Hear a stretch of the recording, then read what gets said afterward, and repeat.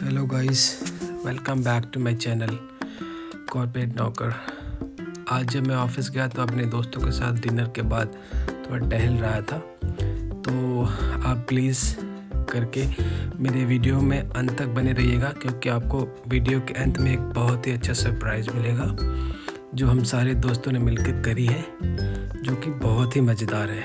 तो चलिए वीडियो को स्टार्ट करते हैं, और उससे पहले आप प्लीज़ मेरे चैनल को सब्सक्राइब ज़रूर कर लीजिएगा।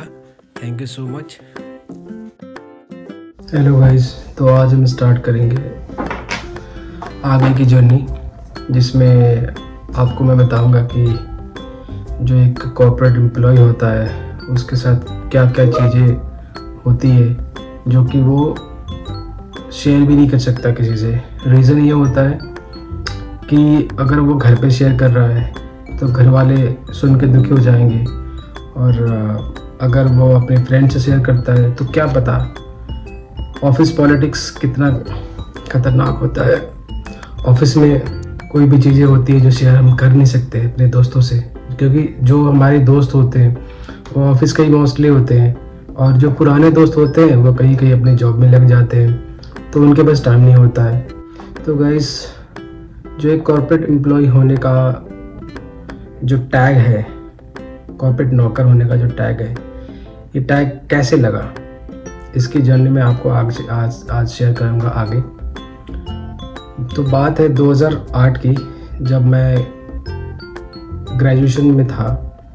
जब मैंने ग्रेजुएशन कंप्लीट करी 2008 में, तो मेरे पास गांव में जो रिसोर्सेज होते हैं बहुत लिमिटेड होते हैं, और वहाँ पे मुझे बस ये था कि जो मेरे पापा हैं उनकी मुझे मदद करनी थी, हेल्प करनी थी, चाहे जैसे भी हो।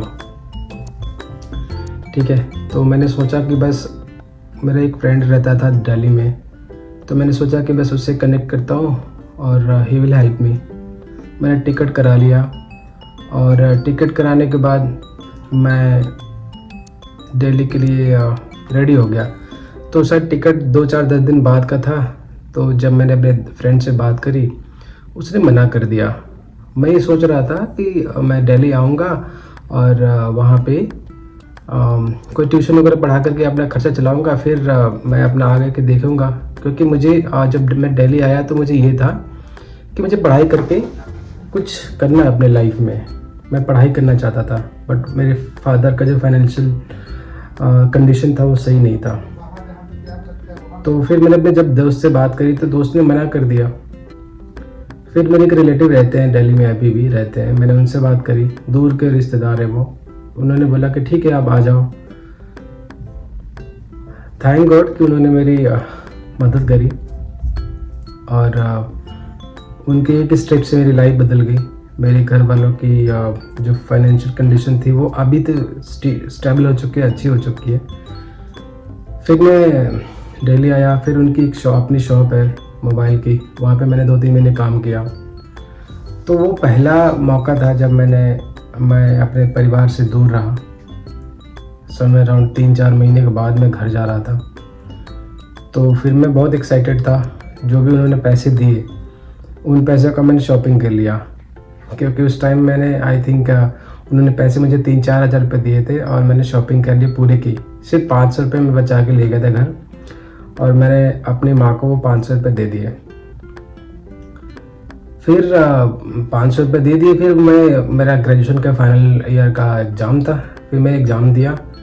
फिर मैंने सोचा कि अब क्या करूँ, एग्ज़ाम तो दे दिया। फिर मैंने बात करी उसी रिश्तेदार से, तो उन्होंने बोला कि ठीक है फिर आप आ जाओ। उन्होंने वैसा कोई लड़का रख लिया था दुकान पे, तो मेरे पास उनके पास जगह तो थी नहीं, मैं करता क्या। फिर मैंने naukri.com, monster.com पे अपने रिज्यूमे डालना शुरू किया, क्योंकि जब मैं आया तो मेरे पापा ने मुझे सिर्फ 300 रुपये दिए थे, 300 रुपीज़ ओनली। और फिर मैं उन्हें देख करके बोला, बेटा मेरे पास अभी इतना ही है, आप इसे देख लेना, आप काम चला लेना।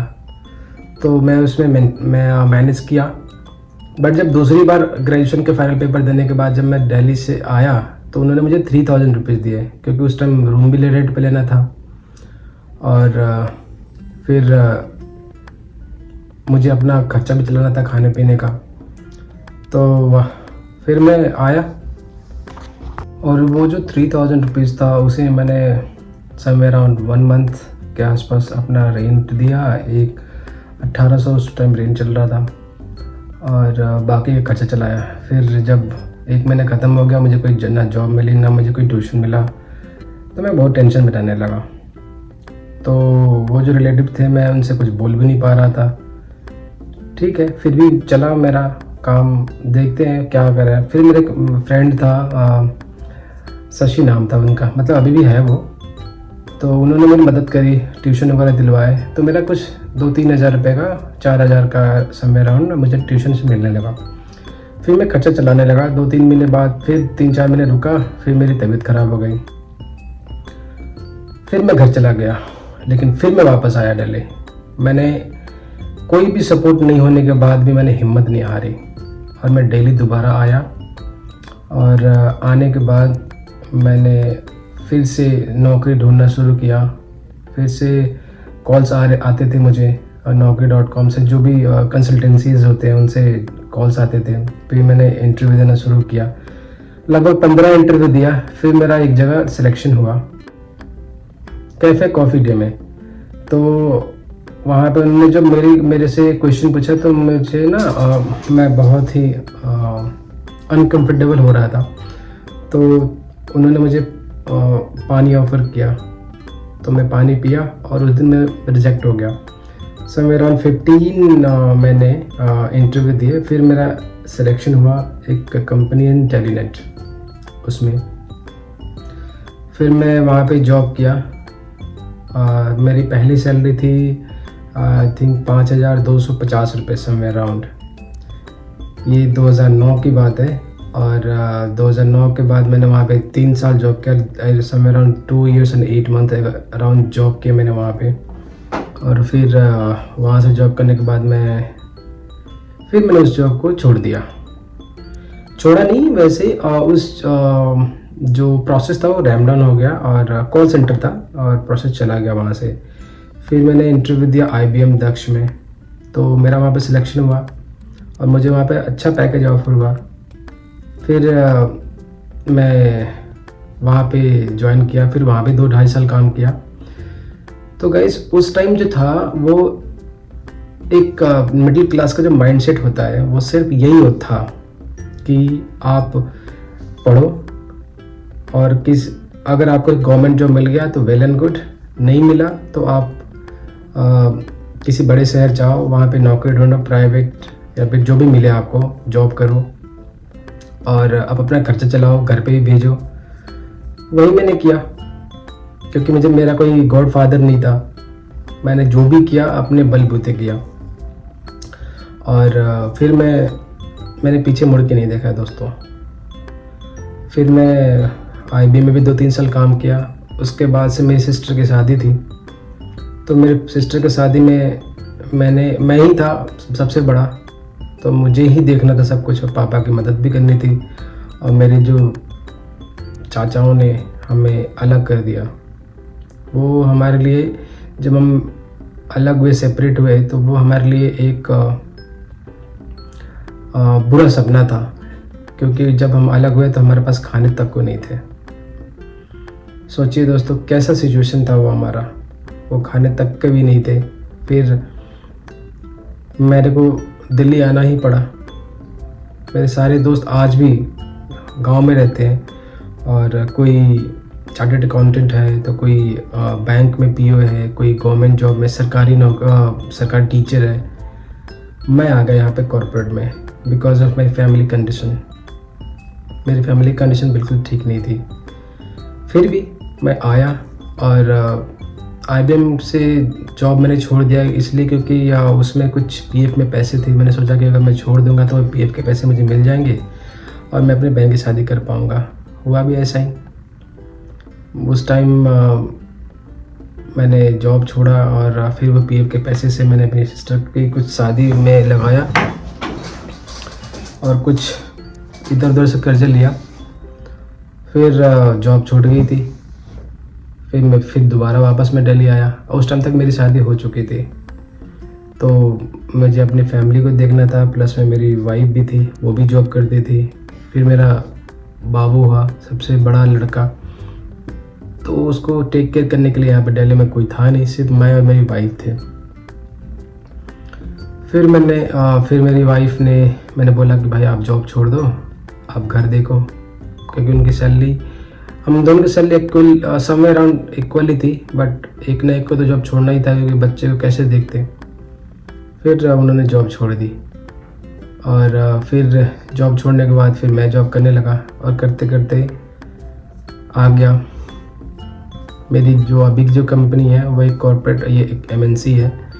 जॉब में अच्छी खासी सैलरी तो है, बट उतनी भी नहीं है जिससे आप अपने सपनों को पूरा कर सको।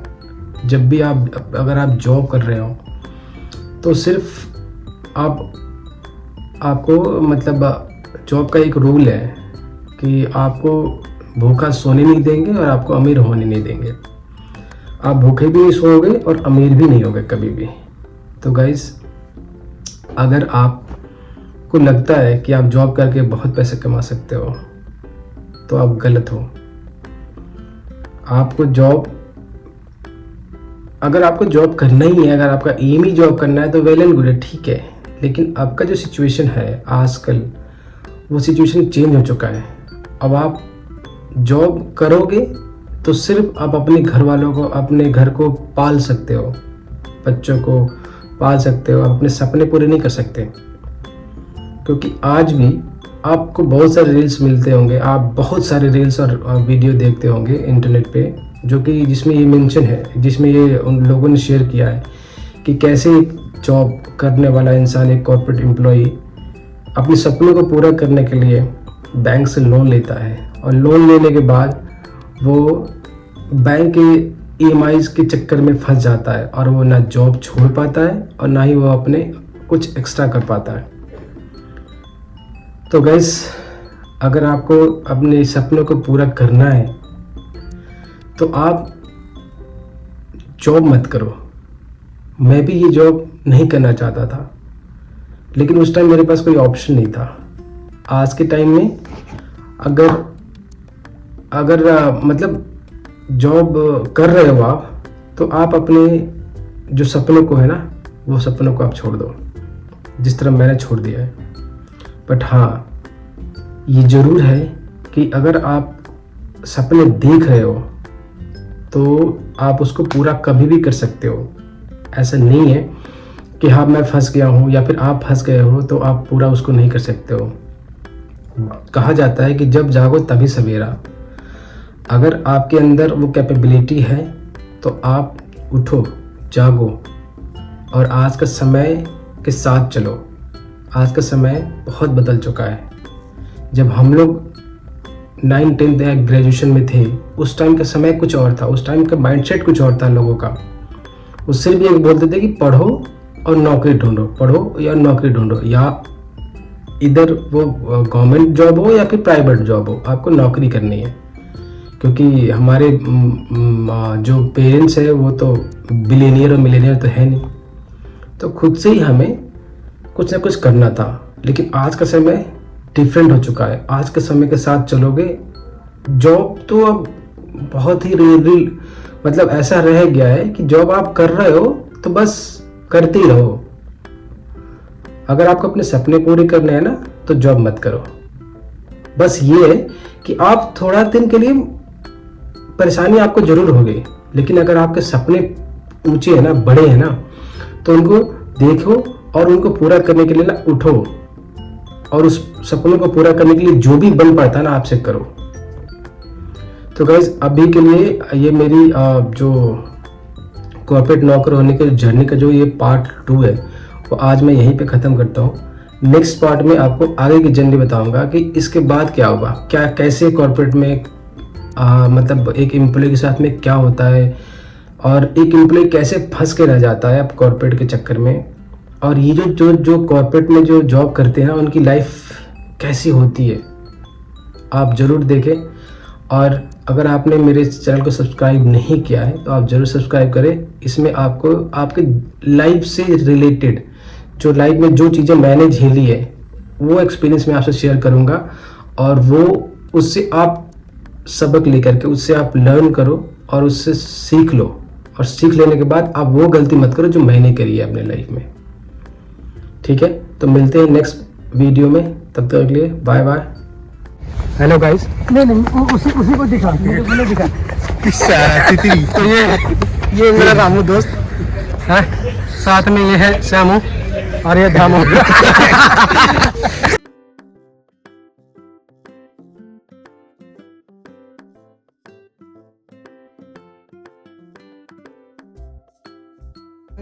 तो मैं डालूंगा भाई, ये गांधी जी के 4 बंदर हैं। ठीक है, तो अभी चारों बंदर घूम रहे हैं अभी खाना पहनने के बाद। तो हमारा जो सिचुएशन है वो यही है कि बस ऑफिस आओ, सुबह उठो, कपड़े पहनो, खाना बनाओ, खाओ और ऑफिस आओ, यहाँ मजदूरी करो और फिर बस सीधे जाओ घर, और घर जाने के बाद फिर जाके सो जाओ, फिर कल सुबह वही काम रिपीट करना है। और ये ज़िंदगी, ये पार्ट ऑफ लाइफ हो गया है हमारे, नर्क बन गया है, नर्क। ठीक है, तो गाइस आप लोग इस जंजाल में मत फंसना, हम फंस गए। तो आगे के थॉट्स यार राम जी देंगे, हमारे जो परम मित्र हैं। तो फ्रेंड, ये है कॉर्पोरेट नौकर, ये सब चारों लोग। और मैं ये कहूँगा कि भाई कोई छोटा काम करो लेकिन नौकरी मत करो यार। हम भी यही सोच रहे हैं कि कुछ छोटा करें। अब प्लीज़ जो भी वीडियो को देख रहे हो ना, 1 लाइक ज़रूर कीजिएगा यार, हम ताकि हम लोग भी मोटिवेट हो, हम भी कंटेंट क्रिएशन में आ सके। हमारे जैसे लोग यार आ ही नहीं पा रहे हैं। तो प्लीज़ 1 लाइक करके एक शेयर ज़रूर कीजिएगा। और आपके प्यार के लिए बहुत बहुत धन्यवाद। मिलते हैं किसी नेक्स्ट वीडियो में। जय हिंद।